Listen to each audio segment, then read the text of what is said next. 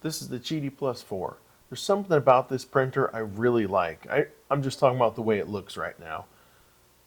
It's kind of angular, sci-fi-ish. It has that whole Cybertruck vibe, and I really dig that. I named mine the Cyber Beast.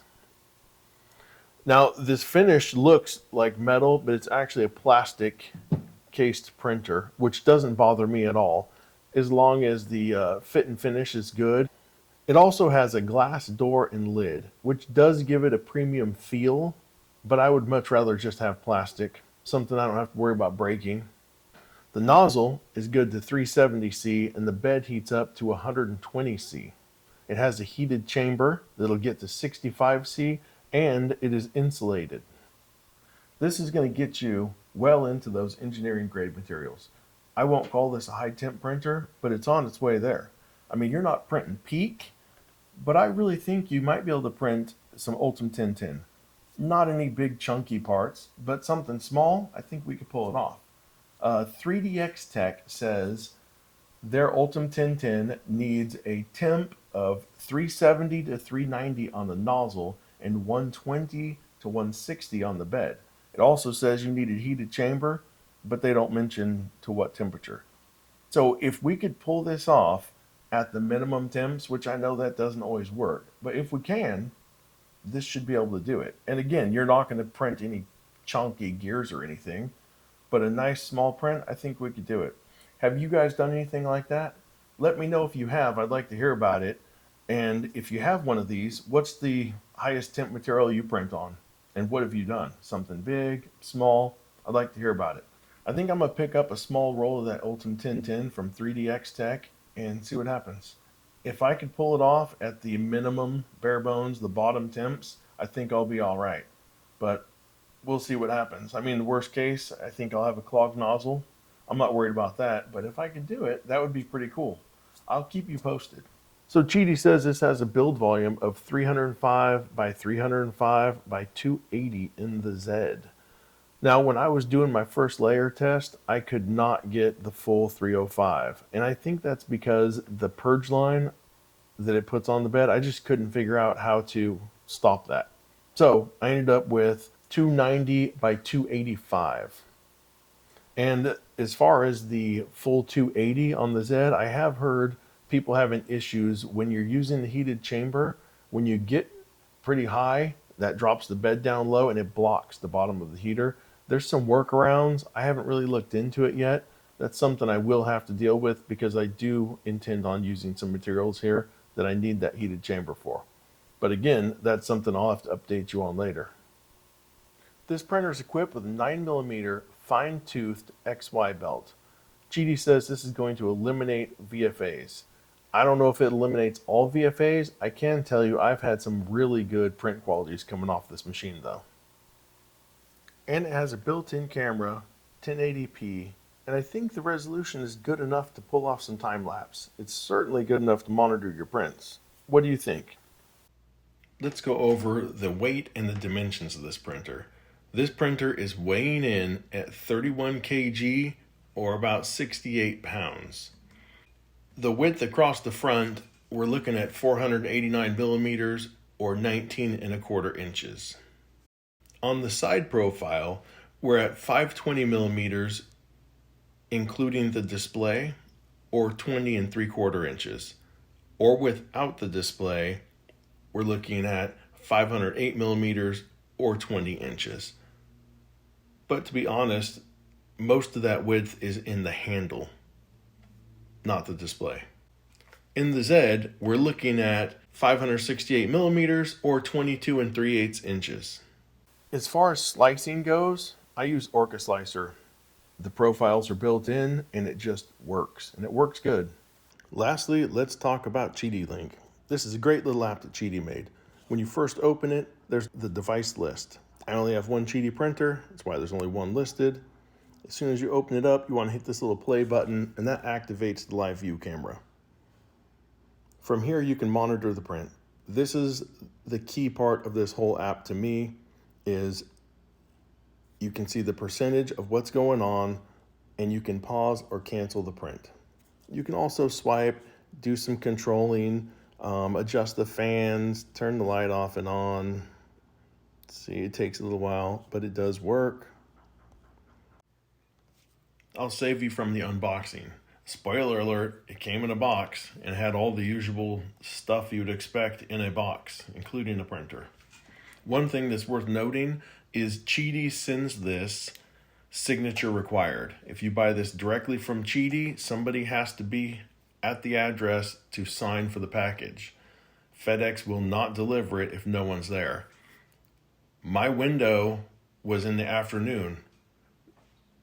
FedEx showed up in the morning, about 4 hours early.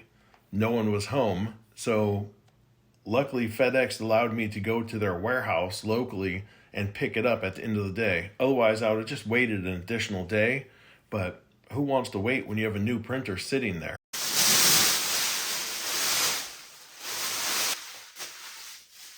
Installing the screen is pretty simple. There's one plug, push the screen on, slide it over. It's peel time.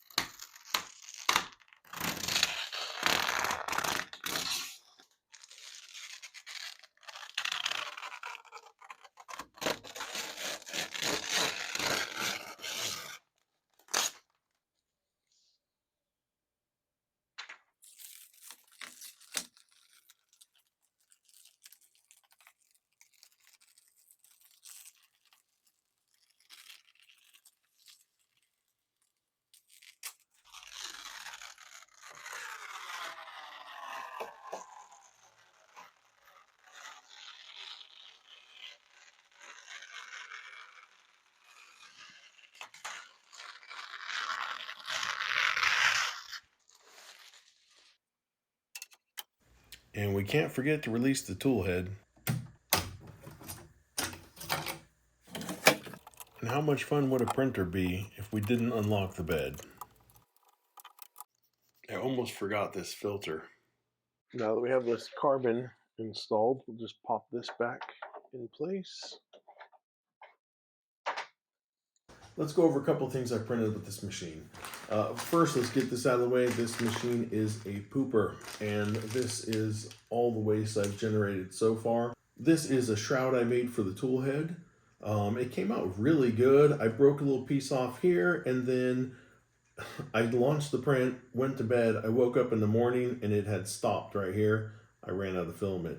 So I just grabbed the first thing I had, which was this clear. And this is the funny thing is this is PETG and this is PCTG, and they adhere very well together. Look at that. That's stuck together pretty good. But anyways, I don't think I'm going to use it. I think I went a little overboard on it. It's too skeletonized, but that, and I don't like the two-tonedness of it. So that's not going to make the cut, but it did it, and it did a good job. Next up, we have this kind of I guess this is called like the all-in-one. You can see here all four of these pins fell out. That almost never happens. The stringing is not too bad. I mean, it's never great on this, but this isn't very bad. And the bridging isn't awful. I've had much worse bridging also. All right, next up is the Voron cubes. These, I think, are really good. They give you a really good idea of where your printer is. This and the next one, which everyone hates, but this did okay. The black one is very nice. This red one, you can see the corners here. That's got some issues. That is not looking too hot. I don't know what the deal is with that. And this is the Benchy, the dreaded Benchy, the boat that everyone loves to hate. I love it. I think they are just so cute. Anyways. And they kind of give away a little bit of what's going on. Especially, I find this is really helpful. Right here on the front, I think that's the bow of the boat.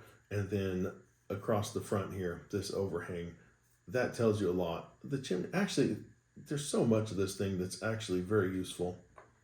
And they're adorable. But that's them. They came out looking pretty good. This red one is probably the worst of all of them.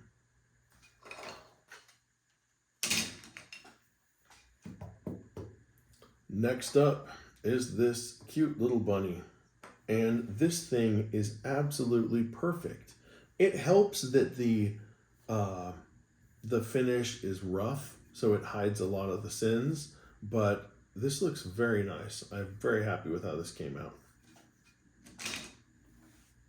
And then we have this. I made a ton of these things, just different clips. You can see here. I have this pallet rack system that holds my printers, and it's like the Swiss Army knife of printer racks. And you can do all kinds of cool stuff with it. Hang all kinds of things on there. Oh, this is a fun one there. This was one of the preloaded files, and it came out just perfect. It's very nice. Yeah. Oh, this, God, the torture toaster. And let me tell you, this tortured the QIDI. So, this goes there. You can see this has a really ugly layer shift, and I don't know what caused that layer shift, but it sent everything off, and it's ugly. It doesn't really, that's ugly. So I figured that's a fluke, right? Let's try it again. This was chance 2, and this is even worse. I did this one during the daytime. I was home, and I heard it hit. It hit, I think it hit on the side here, but this is a really ugly layer shift. So obviously this one doesn't work either. Now the side here works okay-ish, but that's, what a mess. The torture toaster does not like QIDI. I'm not doing another one either because they're like a 5-hour print. Anyways, next up is this little fan shroud that I made. I told you about that. This is the fan shroud for the nozzle. It sounds cool. This is that PPSCF. You can see that up close. It looks very nice. I love the finish on this material. Don't know if I'll actually put that on or not. And then this is a little automotive tool. Screw this right in. The threads are perfect on it. This is also that PPSCF, and it just came out absolutely perfect. Very nice print. And lastly, last thing I'll show you is the Super Benchy. This is, you know what? If Jeffrey Bezos was going to have a Benchy, it would be like this one. This, though, was not. This was printed on a different printer.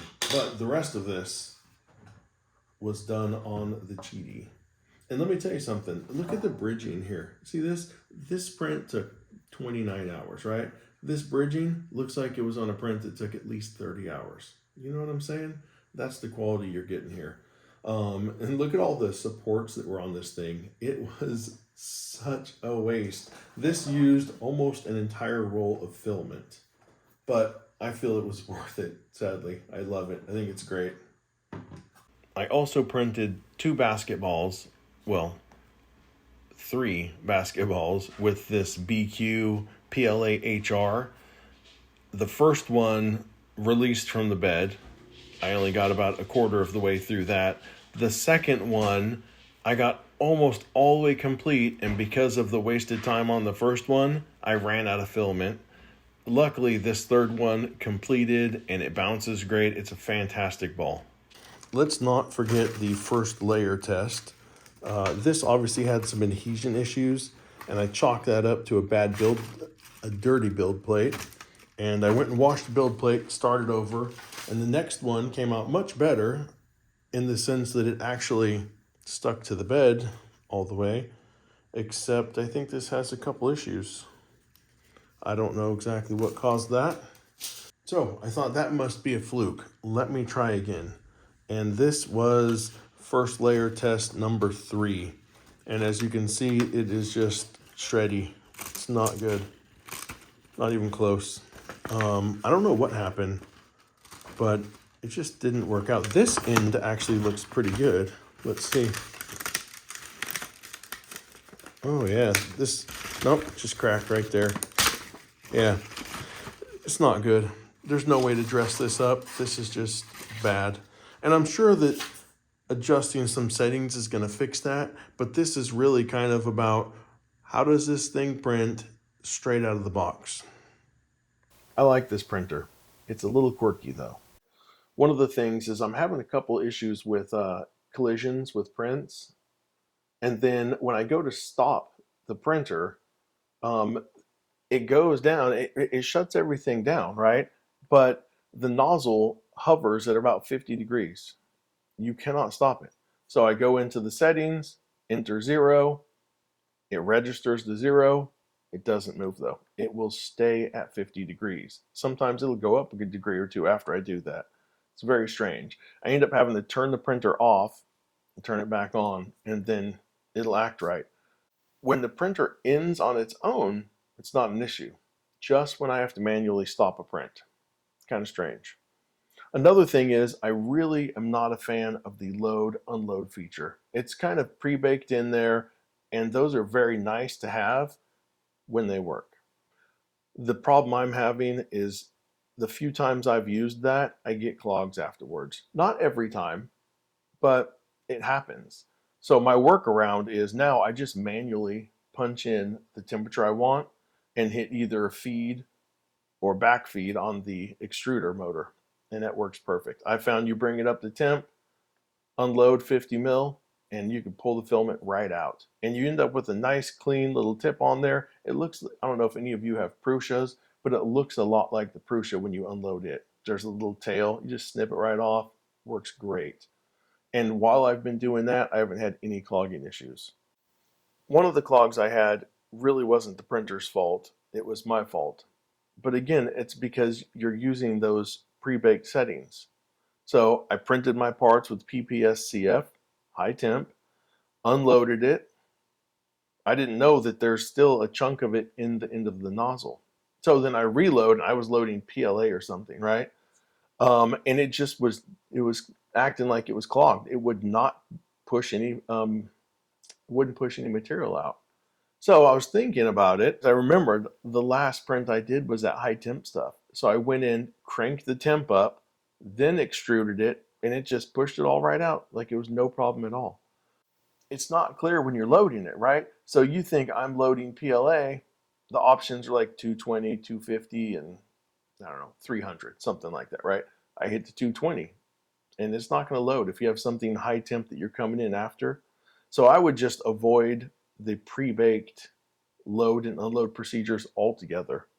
The screen looks nice, it's color, but it's kind of glitchy. I mean, it's slow. So you could see here when you choose the documents, you have to wait for everything to load.